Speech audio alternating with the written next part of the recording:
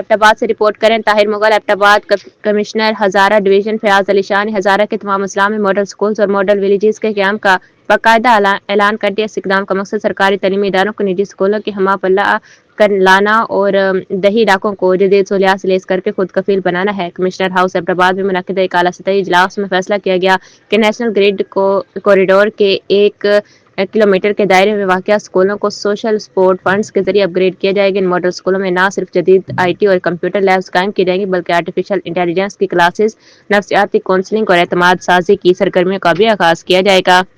اجلاس کے دوران ہزارہ کے ہر ضلع میں ایک ماڈل گاؤں بنانے کا بھی اعلان کیا گیا جو ماحول دوست اور پائیدار روزگار کے مواقع سے لیس ہوگا۔